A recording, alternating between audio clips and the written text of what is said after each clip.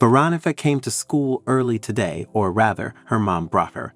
They had another argument with her dad yesterday, and her mom couldn't sleep all night, so she drove her daughter to school early to spend the whole day at her friends discussing her father, just like usual. Veronica went upstairs and approached the required classroom. By the window, there was some girl in dark clothing. She must be the newcomer. Veronica definitely saw her talking to the teacher yesterday. Well, she looks nice, thought Veronica. I should introduce myself right away, of course. Besides, another girl, Kira, recently moved to another city, and now they needed one more friend. Veronica will find out everything about her now, see how the girl communicates. Maybe she'll fit in as a new friend. Nika walked up to the window and said, "Hi, my name is Veronica. Are you the new girl? I saw you yesterday. What's your name?" The girl in dark clothing twitched, shrank when addressed. But seeing Veronica's friendly smile, she shyly smiled back and replied, "Hi, yes, I'm new. My name is Camilla." The girl's voice was quiet but very beautiful. Veronica thought that the name fits perfectly into their group and will teach her to speak louder, she thought. "Where are you from?" Veronica asked. "Probably moved from another city or your parents got divorced. Why did you transfer to our school?" Camilla answered modestly, "Yes, no. I'm not from another city. My parents didn't get divorced. My father is no longer alive. I live with my mom. I transferred because this school is closer to home. It's more convenient." Veronica nodded understandingly. "Yeah, that's cool. I get it. I live far away myself. It's so annoying to commute every day. But almost always my parents drive me, either mom or dad. If they're arguing, then mom. If they make up, then dad. Anything can happen. Does your mom have a car? What kind?" "No, my mom doesn't have a license." "Oh, that's bad. She should get one. Now is the time when every woman should know how to drive. Let her get it, and then they'll teach you to drive too. I, for example, am 18. I'll get my license right away. I've already told my dad about it. He promised to buy me a car. I really want it, looking forward to it." Camilla glanced at Veronica and smiled slightly. "Yeah, driving is cool. I want to learn too." Veronica fixed her hair. "What iPhone do you have, minus 12 or 13? I hope not 13 because I only have 12. I want to be the first one with 13. I don't have a phone. I lost it, and Mom hasn't bought a new one yet." Camilla answered shyly, "Oh, cool. I hope she won't buy you one this week because on Saturday, my dad promised to buy me an iPhone 13. Then you can buy one too." They stood and talked. Mostly Veronica chatted, and Camilla looked at her with admiration. Nika noticed it. Great, the newcomer will fit into the role of a new friend. Soon, other classmates started approaching. Veronica took charge of the newcomer, introducing her to each classmate, and everyone treated her warmly. The lesson soon began, and Veronica sat Camilla next to her. The whole day went splendidly, and Camilla quickly befriended everyone. Nika and Veronica invited Camilla to their place on Saturday. They were having a pajama party with friends, and it would be an initiation into their friendship for the newcomer. It turned out that Camilla loved to draw, and she was very good at it. One boy, Kostya, promised to bring her high-quality pencils that his father brought from abroad. "Awesome. See, I have 2 boxes. I'll give you one of them. If you like them, we can buy more. Your mom will order them for you. I'll tell you how to do it later, my dad told me." Kostya was hanging around Camilla all day. The girl was on cloud 9. She was so afraid of moving to a new school, especially this one, as it was a prestigious school with many kids from wealthy families. For about a month, everything was fine, and her classmates treated the newcomer well. But after a month and a half of being in school, something happened that completely changed the classmates' attitude towards her. It was the 7th lesson, and they were released from class 10 minutes early. Camilla ran to the restroom. Veronica and other friends said they would come a little later as they needed to talk to the teacher about improving their unsatisfactory grades. It was Friday, and the school was half empty. Camilla threw her backpack and entered the adjacent room where the toilet stalls were. She collided with the janitor in the doorway, a thin woman who dropped an empty bucket in fright. The janitor screamed loudly and sat on the floor to pick up the fallen mop. "Oh my, I didn't notice you. I didn't know you were here. Weren't you supposed to come at 4 o'clock? The woman looked exhausted, her forehead marked by deep wrinkles, not from old age, but from sorrow, misfortune, and hard work. Dear viewers, in order not to miss my releases, I recommend you to subscribe and put a like on this video. Thank you. She had to work hard at a difficult and low-paying job to support herself, her daughter, and her disabled mother. This is Camilla's mom, a voice behind the girl said. Camilla turned pale, turned around, and saw Veronica and her friends. The girls stared at Camilla with wide eyes, then disdainfully surveyed Camilla's mother, from head to toe, noting every detail and poor appearance. Camilla hoped this fact wouldn't affect their relationship. After all, she had already made friends with all her classmates, and everyone treated her well. But her dreams shattered into pieces when Veronica looked at her. In Veronica's gaze, Camilla read disgust and anger. She realized it was over. These girls would no longer be her friends. Silence prevailed, everyone was silent, and the bell rang. Veronica moved and stepped back, gesturing some sign to her friends. Okay, we need to go. I have a party tomorrow, and I need to prepare with my friends, Adele, Ina, and Diana. Veronica emphasized the words with my friends, and Adele, Ina, and Diana. She made it clear that Camilla was no longer among her friends. It's over. The girls hastily left the bathroom, giggling and whispering, and Camilla knew they were discussing her. The girl stood powerless, shoulders drooping. Camilla wanted to make this school her own.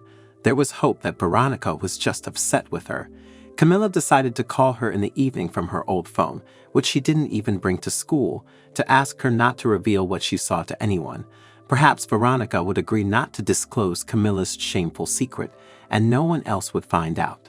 Even if she wouldn't be Nika's friend anymore, at least everyone else in the class would still treat her the same. Camilla turned to her mother with anger and shouted, "I warned you. I told you that if the same thing happens as it did in another school, I don't know what I'll do with you. You ruined everything again. I hate you. You've ruined my whole life."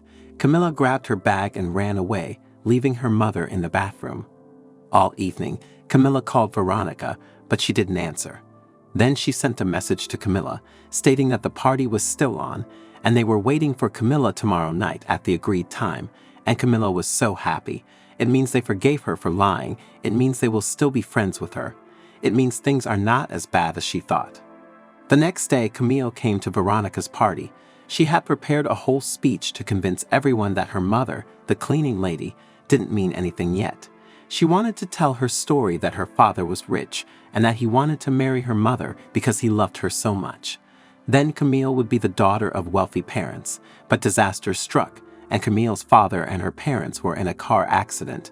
All were killed. The property was taken by Camille's father's uncle, and the girl's mother was left with nothing. No fiancé, no husband, no education, no means of subsistence, only a sick mother and a future daughter in her belly. The girls must realize that it is not Camille's fault that she and her mother have such a lifestyle and that they are poor. But the girl was waiting for one of the worst disappointments of her life. If she had known what awaited her, she would never have gone to that party in her life.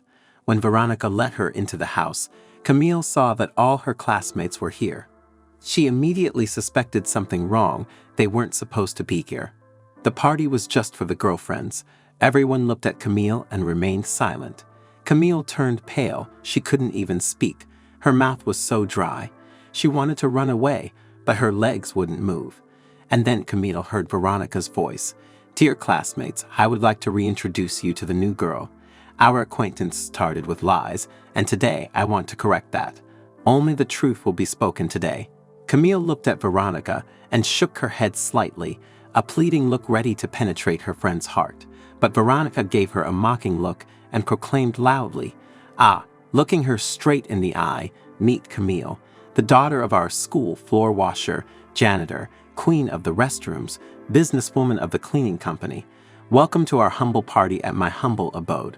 Oh, toilet princess, accept a gift from us as a token of respect." Several girls held out toilet brushes and gloves to Camilla.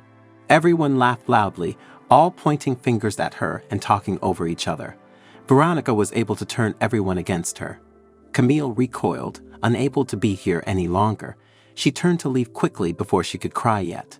When she heard, "Yeah, come on," Come on, get out of here. You don't belong here. You have no right to relax and have fun in decent homes where respectable people gather. Yeah, you should be scrubbing toilets, just like your mother. Although, if you want, you can scrub my toilet, I'll even pay you.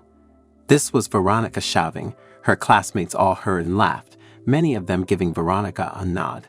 Camille ran out of the house. She ran for about 5 minutes. Only when she was far enough away did she start walking, and then she stopped in the middle of the street. There were no tears, although at Veronica's house she wanted to burst into tears, but now the tears had gone somewhere deep. Something happened to Camilla. Suddenly, she realized what wretched people surrounded her. For these people, nothing matters except money. They are so miserable that compared to them, her mother is simply an angel, a queen, the richest woman in the world. And this woman managed to instill a strong spirit in Camilla. No longer will Camilla chase after these miserable beings. She will no longer seek friendship and approval, trying to become one of them. She will be herself and achieve great success. She will no longer beg her mother to transfer her to another school. She is no longer afraid. Now she stands on her own, and no offensive word or action will reach its goal anymore, because Camilla is no longer susceptible to it. Now she will go home, apologize to her mother, and tell her that she loves her deeply. Then she will go back to this school and pay no attention. She was confident that she could do it. After all, her heart is now hidden behind a stone wall through which no one can break through and cause her pain. 15 years passed. It was another anniversary of the graduates' reunion. This year, the former 11th grade gathered almost in full. Their homeroom teacher had a serious illness in the fall. Many thought that the teacher wouldn't survive, but she managed to recover. Everyone decided to surprise her, gathered together to delight her. In life, once a person is gone, you have to seize every moment. They were gathering in their former classroom, all now grown-up men and women. They approached each other, greeted, hugged, laughed, and joked, reminiscing about childhood and youth. Alla Ivanovna, that's the teacher's name, kept wiping away tears the whole time. She was so happy to see each of her beloved students. In half an hour, they were supposed to be at the restaurant booked for this evening. Suddenly, a very beautiful and slender young woman entered the room. She was dressed so elegantly, but not ostentatiously, that it immediately caught the eye of Veronica, who was standing nearby, eagerly examining the expensive jewelry on the girl's hands and her fur coat. Oh God, it cost a fortune. Perhaps she clearly entered the wrong room, thought Veronica. She definitely didn't attend their class, and she was clearly a couple of years younger. But then Veronica met the eyes of the girl, and she froze because there was something so familiar in that gaze, as if she had seen it somewhere before. And then the girl, staring intently at Veronica, approached her with a graceful stride.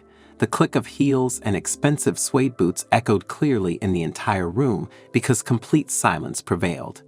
Everyone watched the stranger attentively, and when the girl came up to Veronica closely, she said softly but confidently, "Hello, Veronica. Can't you recognize me?" Veronica recognized that voice immediately. It remained the same as it was over 15 years ago. It was Camilla, the daughter of the school janitor.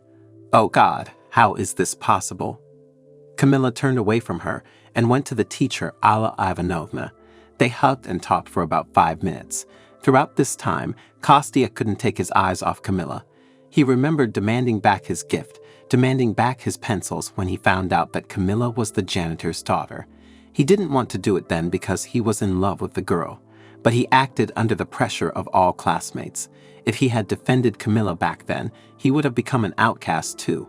He simply chickened out. When Camilla finished talking to Alla Ivanovna, several more classmates approached her. They all cautiously inquired about Camilla. Everyone was afraid to talk to her, but curiosity overcame fear. They learned that Camilla lives in America, married to an American for 8 years. Her husband is very wealthy, and Camilla herself is a successful and popular designer. She even appears on television, but now she has her husband's last name. If someone saw her, they wouldn't recognize her. Anyway, she works with very famous people and occasionally attends various prestigious events. She's even acquainted with some Hollywood stars. Her mother has been living with her in America for a long time. Camilla bought her a house, and the woman is happy. She got married again. Camilla didn't plan to come to the alumni reunion, but it turned out that she flew to Moscow for a few days, and she decided to visit her hometown for one day. Everyone was shocked by what they heard. How did she manage to achieve such heights? After all, being only the daughter of a janitor, she had grown up in poverty. No one in the whole class had anything close to what she had now. While some had very wealthy parents, many, on the other hand, did not succeed and lived ordinary lives as normal middle-class people, or turned into very toxic personalities that are impossible to be in the same room with. And many classmates married ordinary farmer guys who didn't have a penny in their pocket, while Camille achieved everything in life on her own, initially having nothing. She even brought her mother to America.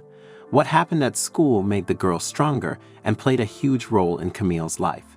Some asked her how she managed to achieve everything, but Camilla didn't answer that. She simply said, "I worked very hard," ignoring anyone trying to belittle her, but you all know that. Since school, I stopped being ashamed of my mother when I accepted myself and my background. I realized that I could achieve anything I wanted. And so it happened. There's no secret. As the group was getting ready to head to the restaurant, Kostya approached Mila and in a hushed tone implored, "Join us at the restaurant. I really want this. It's important to me that you come." However, despite the invitation, Camilla decisively shook her head. "No, I can't. Even if I wanted to, I have a flight in an hour, and I need to go to the airport. The car is already waiting for me at the school. It's time for me to go there." Serving as a silent escort, Kostya accompanied Camilla to her awaiting car. Camilla's personal driver patiently waited for her, and upon her approach, he ceremoniously opened the rear door of the car. The entire group of classmates observed this scene, and envy among them was palpable, impossible to conceal. Nevertheless, Camilla remained indifferent to the unfolding spectacle. Extending her hand to Kostya, they exchanged a farewell handshake. "Maybe our paths will cross again?" he asked with hope in his voice. Camilla responded with a sad smile and quietly shook her head. "No, unlikely. I have no ties binding me to this city. My presence today was simply a spontaneous response to emotions. Now I've come to realize it's not worth coming back. Goodbye." And Camille got ready to get into the car. She hesitated for a second and turned to Kostya again. "Kostya, thank you for the pencils. And even though you took them away later, they played an important role in my life. Thank you for everything, even for complete ignoring. I was in love with you once, and I'm glad we never got to be together. I wouldn't have been as happy then as I am now. Goodbye." And Camille got into the car, leaving Kostya behind. He looked after the car for a long time, and even when the car disappeared around the corner, he was still looking in that direction. He thought about the girl he had once been in love with, who had left a big trace in his heart in 40 minutes.